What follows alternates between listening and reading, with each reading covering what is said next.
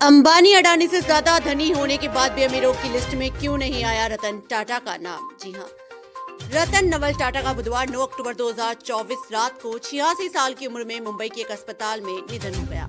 विनम्र बिजनेसमैन के तौर पर जाने जाने वाले रतन टाटा दुनिया के सबसे प्रभावशाली उद्योगपतियों में से एक थे। जी हां, आपको बता दें कि 30 से अधिक इनके पास कंपनियां थी, 3 महाद्वीपों के 100 से अधिक देशों में संचालित थी, लेकिन कभी किसी अरबपति की लिस्ट में ये नहीं आए।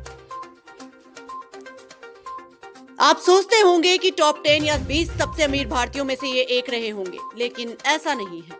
इसका कारण टाटा ट्रस्ट के जरिए रतन टाटा द्वारा किए जाने वाले बड़े पैमाने पर परोपकारी हो सकते हैं, जिसकी वजह से अभी तक रतन टाटा का नाम टॉप लिस्ट में नहीं है। जमशेदजी टाटा के संविधान पर चले रतन टाटा।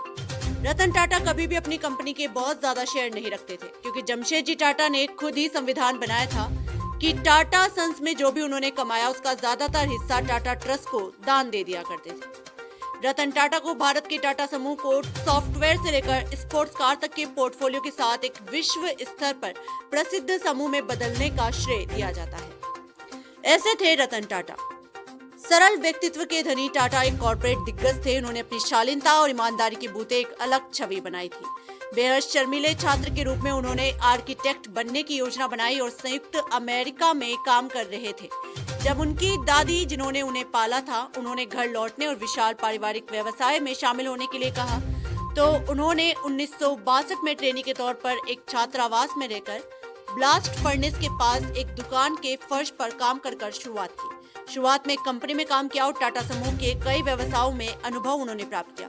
इसके बाद उन्होंने 1971 में एक समूह की firm national radio and electronics company का प्रभारी निदेशक नियुक्त किया गया। टाटा ग्रुप को ले गए एक नई ऊंचाई पर। 1991 में भारतीय सरकार द्वारा उस वर्ष शुरू किए गए रेडिकल फ्री मार्केट सुधारों की लहर पर सवार होकर उन्होंने पारिवारिक राज्य को संभाला। 21 सालों के कार्यकाल में नमक से लेकर स्टील तक के समूह ने जैगवार और लैंड रोवर जैसी ब्रिटिश लग्जरी ब्रांडों को शामिल करते हुए वैश्विक पदचिह्न का विस्तार किया। रतन टाटा 1962 में कॉर्नेल विश्वविद्यालय न्यूयॉर्क से वास्तुकला में BS की डिग्री प्राप्त करने के बाद पारिवारिक कंपनी में शामिल हो गए। 1991 में अपने चाचा JRD टाटा से टाटा समूह के चेयरमैन का पदभार संभाला। उसके बाद 1868 में कपड़ा और व्यापारिक छोटी फर्म के रूप में शुरुआत करने वाले टाटा समूह ने शीघ्र ही खुद को एक वैश्विक महाशक्ति में बदल दिया, जिसका परिचालन नमक से लेकर इस्पात, कार से लेकर सॉफ्टवेयर और बिजली संयंत्र और एयरलाइन तक फैल गया। रतन टाटा 2 दशक से अधिक समय तक समूह की मुख्य होल्डिंग कंपनी टाटा सन्स के चेयरमैन रहे और इस दौरान समूह ने तेजी से विस्तार करते हुए साल 2000 में लंदन स्थित टेटली टी को 43.13 करोड़ रुपए अमेरिकी डॉलर में खरीदा। साथ ही आपको बता दें कि दक्षिण कोरिया की देवू मोटर्स के ट्रक निर्माण परिचालन को 10.2 करोड़ अमेरिकी डॉलर में खरीदा और एंग्लो डच स्टील निर्माता कोरस समूह को 11 अरब अमेरिकी डॉलर में खरीदा। फोर्ड मोटर कंपनी से मशहूर ब्रिटिश कार ब्रांड जैगवार और लैंड रोवर को 2.3 अरब अमेरिकी डॉलर में इन्होंने खरीदा। भारत के सबसे सफल व्यवसायों में से एक होने के साथ साथ अपनी परोपकारी गतिविधियों के लिए भी वो जाने जाते थे। 1970 के दशक में उन्होंने आगा खान अस्पताल और मेडिकल कॉलेज परियोजना की शुरुआत की। भारत की प्रमुख स्वास्थ्य सेवा संस्थानों में से एक की उन्होंने नींव रखी। एक दुर्लभ इंटरव्यू में उन्होंने कहा कि उस समय काफी भयानक था, लेकिन अगर मैं पीछे मुड़कर देखता हूँ तो मेरे लिए ये काफी सार्थक अनुभव रहा है, क्योंकि मैंने श्रमिकों के साथ मिलकर कई साल बिताए हैं।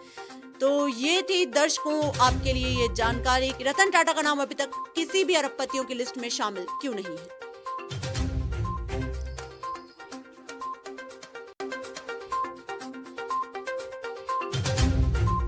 देश दुनिया की तमाम बड़ी खबरों से जुड़े रहने के लिए देखते रहिए PTV हिंदुस्तान। यदि आपने अभी तक आपका अपना YouTube channel PTV Hindustan subscribe नहीं किया है तो अभी सब्सक्राइब कर लें, बेल आइकन जरूर दबा दें।